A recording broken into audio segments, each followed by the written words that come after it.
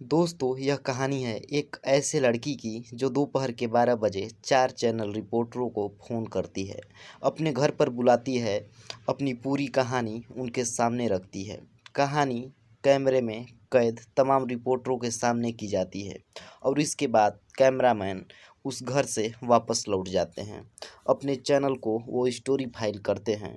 उनके लौटने के कुछ घंटे बाद वह लड़की उसी घर के कमरे में पंखे से झूल जाती है। उससे पहले उसने अपनी कलाई भी काटी, मतलब वह पुख्ता हो जाना चाहती थी कि किसी भी कीमत पर वह बच न सके।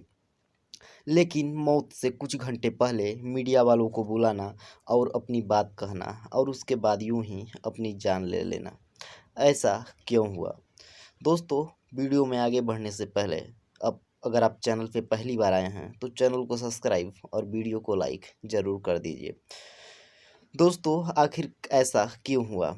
आप यकीन मानिए, यह पूरे सिस्टम को झकझोर देने वाली एक कहानी है जो कि 2017 में एक फिल्म आई हुई थी, काबिल, जिसमें ऋतिक रोशन हीरो थे और यामी गौतम हीरोइन।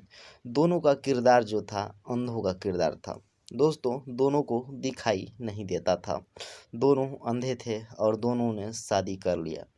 इसके बाद एक कारपोरेटर का बेटा जो आता है, इसके बाद कारपोरेटर का एक बेटा होता है जो कि यामी गौतम का रेप कर देता है। यामी गौतम और ऋतिक रोशन पुलिस के पास जाते हैं, कंप्लेंट करते हैं, पुलिस कुछ नहीं करती। कुछ दिनों बाद वह कारपोरेटर का बेटा दोबारा उस घर में जाता है और दोबारा रेप करता है। इसके बाद यामी गौतम जो होती हैं वह टूट जाती हैं और खुदकुशी कर लेती हैं। ऋतिक रोशन फिर पुलिस स्टेशन जाता है, लेकिन इस बार रिपोर्ट लिखाने नहीं बल्कि पुलिस को बताने कि अब अंधे कानून से उसका भरोसा जो है उठ चुका है। अब जो भी करेगा वह खुद ही करेगा।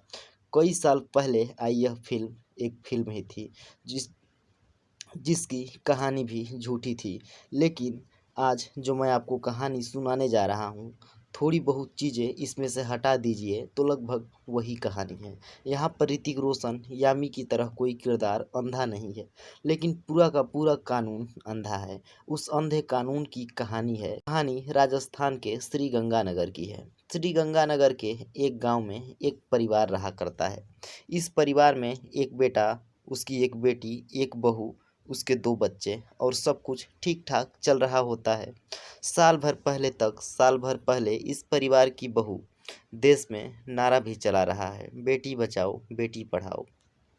तो उसे पढ़ने का शौक था। पति ने कहा पढ़ो, सास ने कहा पढ़ो, ससुर ने कहा पढ़ो और पास में ही 12th तक का कॉलेज था और वह वहाँ पर 12th की पढ़ाई कर रही थी। घर से स्कूल तक जाते हुए वह बस का इस्तेमाल करती थी। उसी बस में 3 लड़के भी सवार होते और वह तीनों लड़के एक दूसरे कॉलेज में पढ़ रहे होते हैं। इन 3 लड़कों के जो नाम, उसमें से एक लालचंद, एक अशोक और एक शिवचंद। शिवचंद राजस्थान के एक कैबिनेट मिनिस्टर का रिश्तेदार होता है। तो तीनों अक्सर बस में जाते, एक साथ स्टूडेंट बस में बातचीत होती, दोस्ती हो गई। एक रोज बस में लौट रहे थे, तीनों ने कहा कि चलो तुम्हें घर तक ले जाते हैं। घर तक पहुंचने के बीच में तीनों मौका देखते ही उस महिला जिसका नाम स्वाति होता है उस पर टूट पड़ते हैं, उसके साथ गैंग रेप करते हैं। गैंग रेप करने के दौरान मोबाइल से वो वीडियो भी बना लेते हैं। इसके बाद इस धमकी के साथ छोड़ देते हैं कि अगर तुमने घर में या पुलिस को कुछ बताया तो तुम्हारा यह वीडियो पूरे गांव में, पूरे रिश्तेदारों को, हर जगह कॉलेज में वायरल कर देंगे। स्वाति डर गई। 2 बच्चे थे। पति, उसे लगा कि अगर यह वीडियो सामने आया तो सबसे पहले पति छोड़ेगा, ससुराल वाले बाहर कर देंगे, फिर उसकी ज़िंदगी में बचेगा क्या? बड़े होंगे तो बच्चे भी अपने आप को तरह से शर्मिंदा महसूस करेंगे। घर टूटने और इज्जत के डर से स्वाति खामोश हो गई। इसके बाद वह कई बार उसको फ़ोन करते और उसको ज़बरदस्ती बुलाते कि यह वीडियो लीक कर देंगे। वह मजबूरी में जाती। महीनों उसकी असहमत, उसकी इज्जत लूटी जाती रही और वह खामोश होकर लूटती रही, क्योंकि उसे अपने घर को बचाना था। वो नहीं चाहती थी कि उसका ससुराल छूटे और यह सब कुछ बर्दाश्त कर रही थी। लेकिन फिर तभी उन तीनों लड़कों का हौसला इतना बढ़ जाता है कि स्वाति की एक ननद होती है, यानी कि उसके पति की छोटी बहन। उस पर भी उनकी बुरी नीयत पड़ जाती है। अब उन्होंने स्वाति से कहा कि तुम अपनी ननद से हमारी बात कराओ और उसको एक दिन मिलाओ। अगर तुमने नहीं किया तो यह वीडियो लीक कर देंगे। उसने बहुत से मिन्नतें मांगी, हाथ जोड़े, पर उन्होंने कहा कि नहीं। स्वाति फिर डर गई कि ससुराल वाले बाहर कर देंगे, पति की नज़रों में गिर जाऊंगी, हिम्मत नहीं सच बताने की। और आखिरकार उन तीन लड़कों ने आखिर और आखिरकार वह उन तीनों लड़कों के आगे झुक गई। पहली बार वह न आभा से हाथ जोड़कर कहती और पूरी कहानी बता देती। कहती है कि मेरी पूरी इज्जत और मेरी घर गृहस्थी, मेरे पति, मेरे बच्चे सब तुम्हारे हवाले हैं। अगर तुम सच बता दो तो मैं बर्बाद हो जाऊंगी, लेकिन एक बार तुम बात कर लो तो शायद मेरी बची खुची इज्जत बच जाएगी। जब अपनी भाभी की सुनी तो उसने कहा, परेशान मत हो, मैं आपकी मदद करूंगी। उसने उन लड़कों के कहने पर फ़ोन पर बात की। इसके बाद एक रोज़ जब वह लौट रही थी, वह भी एक स्टूडेंट थी, इत्तेफाक से तीनों लड़के सुनसान जगह पर मिल गए और उन्होंने उसे जबरन पकड़ लिया। उसके साथ ज़बरदस्ती भी की। अब बाबा के साथ भी अब उसके साथ भी गैंग रेप हुआ अब उसके साथ भी गैंगरेप हुआ। उसने आकर अपनी भाभी को यह बात बताई। अब भाभी को गिल्टी फील हुई कि मेरी वजह से मेरी ननद इस दलदल में फंस गई। उसने उन लड़कों से बातचीत की। लड़कों ने कहा कि अच्छा ठीक है, अब हम कुछ ऐसा नहीं करेंगे, और वादा किया कि लेकिन कुछ दिनों बाद एक रोज़ ननद और भाभी जब दोनों घर लौट रही थी, इत्तेफाक से सन्नाटा, वहीं खेत का एरिया, वह तीनों लड़के रास्ते में पहले से घात लगाकर बैठे हुए थे। शायद उन्हें मालूम था और उन्होंने उन दोनों के फिर से पकड़ लिया। लेकिन इस बार हद हो गई। तीन लड़कों ने दोनों का एक साथ गैंगरेप किया। स्वाति की इज्जत लूटती रही, लेकिन वह अपनी आंखों के सामने अपनी ननद को लूटता हुआ देख रही थी। यह गिल्टी फील कर रही थी कि सब कुछ उसकी वजह से हुआ, तो यह बात बर्दाश्त नहीं कर पाई। उसी शाम उसने अपने ऊपर पेट्रोल छिड़क डाला, खुद को आग लगा लिया। कुछ लोगों की नज़र पड़ी, भाग कर गए, आग बुझाई और उसे अस्पताल ले गए। उसका शरीर का पूरा 80% भाग आग से झुलस चुकी थी। यह बात दिसंबर 2023 की थी। अब अस्पताल में उसका इलाज चल रहा था। इधर स्वाति के घर वालों को पता चला कि स्वाति आग से जल गई है, झुलस गई है। उन्हें लगा ससुराल वालों ने कहीं न कहीं स्वाति को डोरी और उसके जलाने के लिए कोशिश की। स्वाति उस वक्त होश में नहीं थी। उन्होंने बिना स्वाति से बातचीत किए हुए पुलिस में रिपोर्ट लिखा दी। हमारी बेटी को ससुराल वालों ने जलाया। पुलिस भी आनन फानन में डोरी का केस पूरे परिवार पर बना देती है, जिसमें आभा भी, उसका भाई भी है, उसके माँ बाप भी। लेकिन गिरफ्तारी नहीं होती क्योंकि अभी तक स्वाति का स्टेटमेंट नहीं लिया गया था। बाद में स्वाति ठीक होती है, बोलने की हालत में आती है। पूरे गांव वालों के सामने, अपने ससुराल वालों के सामने वह अपना बयान देती है और कहती है कि मेरे ससुराल वाले, मेरे पति, मेरे ननद, मेरी सास सब कुछ बेकसूर हैं। मैंने खुद को आग लगाई थी। और यह बताने के बाद स्वाति दम तोड़ देती है। वह पूरी तरह से ठीक नहीं हुई थी। उसके बाद कई सारे अंग आग की वजह से उस पर असर पड़ा था। फरवरी 23 फरवरी की वह तारीख थी जिस दिन स्वाति की मौत हो जाती है। जैसे स्वाति की मौत होती है, अब आभा को गिल्ट फील होता है कि क्यों वह सच्चाई जानती थी। अब तक कोई नहीं जानता था। अब आभा को लगा कि यह खामोश रहने का वक्त नहीं है। पुलिस स्टेशन जाती है और बताती है कि मेरी भाभी ने जो आग लगाई, जो खुदकुशी की है, उसकी असली वजह यह है 3 लड़के लगातार हमें ब्लैकमेल कर रहे थे, हमारा गैंग रेप कर रहे थे। वे 3 लड़कों के नाम लेती है। अब यहाँ से अंधे कानून की कहानी शुरू होती है। डिप्टी एसपी वहाँ के वो कहते हैं कि इतने महीने हो गए, अब तक तुम अब तक खामोश रही। पुरानी चीज़ है। इसके बाद बाकायदा कमरे में उस लड़की को खड़ा कर उस गैंग रेप के हर दिन जितनी बार हुआ उसे बारीक बारीक से क्वेश्चन पूछ रहे थे। यानी जो कुछ हुआ वह तो हुआ। अब एक पुलिस अफसर के कमरे में एक लड़की को सवालों के जरिए उसके कपड़े उतारे जा रहे थे। उसको समझ में नहीं आ रहा कि मैं यहाँ क्यों क्या कर रही हूँ। मतलब फिर से एक बार मुझे नंगा किया जा रहा है। फिर भी वो सब कुछ बताती रही क्योंकि उसे इंसाफ चाहिए था। लेकिन जब 3 नाम आए तो तीसरा नाम सुनकर पुलिस वाले भी चकते हैं और कहते हैं कि सुनो, 1-2 का नाम लो, लेकिन तीनों का नाम लेना ज़रूरी नहीं है। वह कहती है कि जब तीनों हैं तो मैं क्यों नहीं ले सकती। अब उन तीनों में से एक तीसरा लड़का जो कि राजस्थान के एक कैबिनेट मिनिस्टर का रिश्तेदार होता है। पुलिस उस लड़के के नाम को उस केस से हटाना चाहती थी, लेकिन आभा तैयार नहीं थी। पुलिस वाले फिर भी समझाते रहे, डराया धमकाया। उन्होंने कहा कि जो डोरी का केस है तुम्हारे भाभी ने लगाया था उसमें तुम्हारे पूरे परिवार को अंदर कर देंगे। लेकिन पुलिस को मालूम नहीं था कि उसका आखिरी स्टेटमेंट गांव के तमाम लोगों के सामने मरने से पहले वो दे चुकी है, तो कुछ कर नहीं सकते थे। लेकिन अब उन्होंने दूसरा कानूनी खेल खेलना शुरू किया। पहले तो उसे सवालों पर सवाल करके उसे तोड़ने की कोशिश की। फिर उन्होंने कहा कि 3 नहीं 2 लड़कों के नाम लिखेंगे। फिर उन्होंने कहा कि तुम्हारा मेडिकल करेंगे ताकि पता चल सके कि मेडिकल के लिए उस लड़की को उस गांव से अकेले दूर सरकारी अस्पताल में भेजा जाता है। और जिस दिन भेजा गया कि आज ही जाना है, डॉक्टर से बात हो गई। वहां जाकर उस लड़की को पता चला कि कौन से डॉक्टर। उस दिन तो डॉक्टर साहब की छुट्टी थी, अस्पताल में कोई था नहीं। वापस वापस आ जाती है और शाम को लौटती है अपने घर बिना मेडिकल टेस्ट के। पुलिस के पास जाती है। पुलिस उल्टा उसे डांट रही है। फिर कहती है कि तुम्हें अगले दिन जाना पड़ेगा। यह सब हरासमेंट का एक तरीका था, बट उसने भी ठान रखा था कि इंसाफ लेकर ही रहेंगे।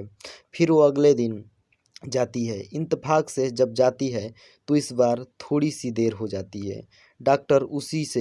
डॉक्टर उसी के ऊपर चढ़ बैठता है। ऐसा लगता है कि जैसे वह रेप विक्टिम नहीं बल्कि खुद रेपिस्ट। और जब मेडिकल टेस्ट होता है तो लगातार पुलिस वाले डॉक्टर को ब्रीफ कर रहे हैं कि कैसे करना है, क्या करना है। अब यह सब उसके बाद बड़ी मुश्किल से पुलिस ने 2 नाम लिखती है, लेकिन यह जिद थी कि तीसरा नाम लिखिए। वो लिखते नहीं, 2 को उठाते हैं और जेल भेज देते हैं। क्योंकि वह नॉर्मल लोग थे, उनका कोई पहुंच वाला नहीं था। अब पुलिस पर दबाव डालना शुरू कर देती है कि तुम तीसरे नाम को भूल जाओ, उस मंत्री के रिश्तेदार के नाम को किनारे करो। लेकिन वह मानती नहीं, अपने लेवल पर लड़ती रहती। कभी एसपी दफ्तर, कभी कहीं चक्कर, तो कभी यहाँ तो कभी वहाँ वह काट रही थी। एक लड़की जो गैंग रेप का शिकार हो चुकी थी, कहीं से भी इंसाफ उसे नहीं मिल रहा था तो वह थक जाती है। 2 दिन पहले 3 अप्रैल की सुबह वह अपने लोकल 4 न्यूज़ रिपोर्टरों को बारी बारी से कॉल करती है। उनमें से एक आज तक का रिपोर्टर जिसका नाम हरनाम हरेक सिंह था, वह भी वहां मौजूद थे। हरने हरनेक सिंह के पास भी फ़ोन आता है और आभा उससे कहती है कि मुझे कुछ कहना है, लोगों तक अपनी बातें पहुंचानी हैं, आप हमारी मदद करेंगे। इत्तेफाक से शहर के मुकाबले ये छोटे इलाकों के रिपोर्टर थे, इनमें शायद अब भी जज्बात बाकी है, जिंदा है। उन्होंने कहा कि हम आते हैं। दोपहर के तकरीबन 12 बजे के वक्त 4 अलग अलग न्यूज़ चैनल के रिपोर्टर आभा के घर पहुंच जाते हैं। जो तस्वीर है उसी वक्त आभा उस चारों माइक के चैनल के उस तरफ दूसरी तरफ बैठी इधर रिपोर्टर सवाल पूछ रहे हैं। सवाल सवाल जवाब से पहले वो अपनी कहानी सुनाती है। अब चेहरा तो आपको पूरी तरह से साफ दिखा नहीं सकते। ठीक 12 बजे जब उसने 4 चैनल रिपोर्टरों को बुलाया तो चाहती थी कि उसकी बात चैनल तक नहीं जाए। यह आप भी जानते हैं, मीडिया के जरिए देश तक यह बात पहुंचाएं, यानी आप लोगों तक पहुंचाएं, और वह हर हिंदुस्तानी शख्स तक अपनी कहानी को पहुंचाना चाहती थी। उसने पहुंचाई, उसने सुनाई। इसके बाद लगभग 1 से 1.5 घंटे के दरमियान सभी रिपोर्टर वहां से विदा हो लेते हैं। अपना अपना माइक, आईडी, कैमरा लेकर। कहानी रिकॉर्ड हो चुकी थी, फिर वह दफ्तर भी भेज देते हैं। यह लोग लौट आते हैं और रात होती है। तकरीबन 10-12 घंटे बीत चुके थे। रात के बाद सुबह होती है। सुबह आभा का भाई देखता है कि अभी तक आभा उठी नहीं। अमूमन सुबह सुबह अमूमन वह सुबह सुबह ही उठ जाती थी। कमरे के अंदर जब वह जाता है तो दरवाज़ा खुला हुआ था।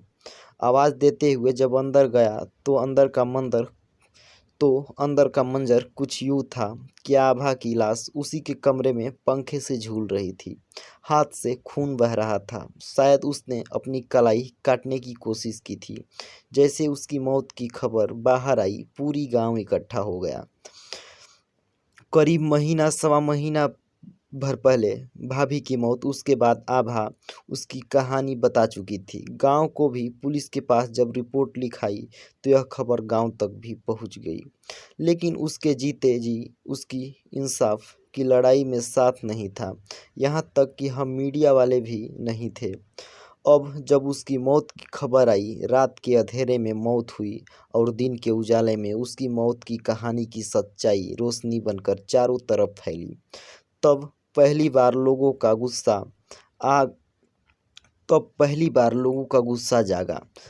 लाश लेकर लोग पुलिस स्टेशन पहुंच गए और फिर इंसाफ की मांग करना शुरू कर दिया। वैसे भी पुलिस वाले कहते हैं कि जिंदा लोगों से ही डरती है। जिंदा लोगों से डरती मतलब जिंदा लोगों को डराती है। पुलिस और जिंदा लोग डरते हैं पुलिस से, लेकिन जो मुर्दे होते हैं उनसे तो पुलिस डरती है। तो जब तक आभा जिंदा थी पुलिस आभा को ही डराती रही, लेकिन जैसे ही आभा मुर्दा हो गई, अब पुलिस पहली बार डरी। पुलिस को लगा कि अब तो दबाना मुश्किल है। फिर क्या था? जिस इंसाफ के लिए और जिस मंत्री के बेटे की गिरफ्तारी के लिए आभा महीनों तक लड़ती रही, और लड़ते लड़ते उसने आखिरी में अपना दम तोड़ दिया, अपनी जान दे दी। पुलिस ने उसके खिलाफ केस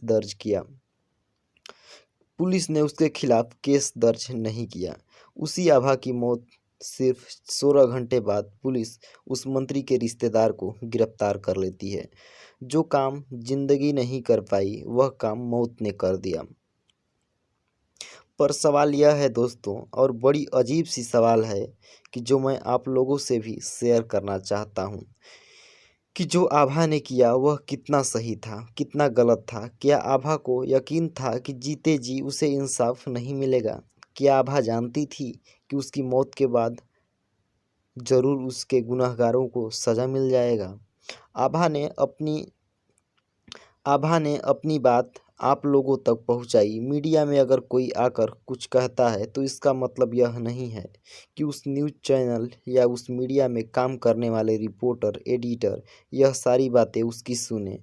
उससे कोई फ़ायदा नहीं होता। जब लोग मीडिया में अपनी कोई तकलीफ़, दुख, परेशानी, नाइंसाफ़ी की कहानी लेकर आते हैं तो असल में मकसद उनका यह होता है कि वह आम लोगों तक पहुँचे और आम लोग उस पर रिएक्ट करें, और उन आम लोगों के रिएक्शन से सरकार, पुलिस, कानून, अदालत इस पर दबाव पड़े। यही असल काम होता है। बहुत सारे पढ़े लिखे विद्वान हैं, लेकिन आभा इन सब से कहीं ज़्यादा होशियार निकली। उसे मालूम था कि जीते जी शायद उसकी बात को कोई तवज्जो न दे और कोई अहमियत ना दे। इसलिए उसने आखिर वक्त में मीडिया को बुलाया, मीडिया से अपनी बात कही और फिर उसने वह कदम उठाया। उसे मालूम था उसने इस कदम के बाद से कम से कम उस अंधी बहरी जो पुलिस कानून सिस्टम है वहाँ तक तो उसकी आवाज़ जाएगी। कमाल देखिए कि आभा गलत नहीं थी, क्योंकि जीते जी वो जंग जीत नहीं पाई। उसकी मौत के घंटे के अंदर अंदर पुलिस ने वो काम कर दिया। लेकिन अब भी इंसाफ अधूरा है। इस पूरे मामले में जितने भी पुलिस वाले, उस थाने, वहाँ के डीएसपी जो इन्वॉल्व हैं, वो डॉक्टर जब तक इन सब को जिम्मेदार न ठहराया जाए और इनके खिलाफ कानूनी कार्रवाई न की जाए, तब तक आभा की मौत बेकार है। और आभा ने आप सभी लोगों के लिए यह संदेश पहुंचाया